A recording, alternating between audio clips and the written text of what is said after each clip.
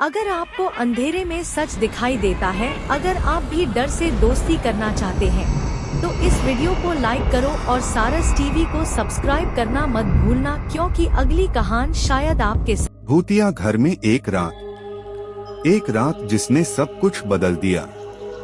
स्थान शिवपुर गांव के बाहर एक पुराना वीरान हवेली। रहस्यमय चुनौती। अर्जुन और समीर दोनों पक्के दोस्त थे। कॉलेज से छुट्टियां चल रही थीं और दोनों मस्ती के मूड में थे। तभी गांव के चौपाल में बैठते हुए अर्जुन ने कहा, अर्जुन, क्यों समीर, भूतों से डर लगता है क्या? समीर हंसते हुए, अरे नहीं यार, ये सब कहानी किस्से हैं। चौपाल पर बैठे पंडित श्यामलाल ने उनकी बात सुन ली। पंडित, अगर हिम्मत है तो उस पुरानी हवेली में एक रात बिता के दिखा। लोगों ने बताया कि वो हवेली पिछले 50 सालों से वीरान है और वहाँ से अक्सर अजीब अजीब आवाजें आती हैं। पर अर्जुन और समीर ने चुनौती स्वीकार कर ली। हवेली के अंदर अर्जुन और समीर रात के 11 बजे हवेली के दरवाजे पर पहुँचे। हाथ में टॉर्च और कुछ खाने पीने का सामान था। हवेली की खिड़कियाँ टूटी हुई थीं। दीवारों पर पुरानी सीलन और जाले थे। जैसे ही वे अंदर घुसे, एक ठंडी हवा का झोंका आया और दरवाजा खुद ब खुद बंद हो गया।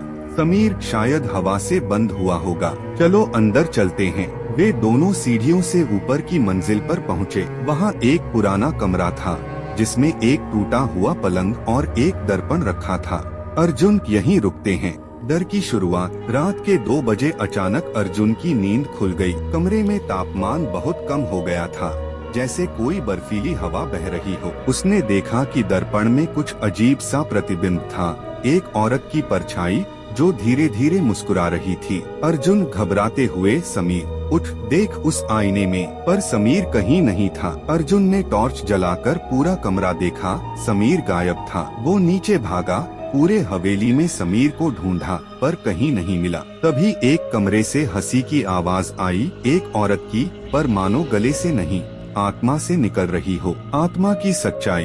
अर्जुन डरते डरते उस कमरे में गया। वहाँ दीवार पर खून से लिखा था, मुझे इंसाफ चाहिए। उसने दरवाजे के पीछे देखा, एक पुराना अखबार पड़ा था।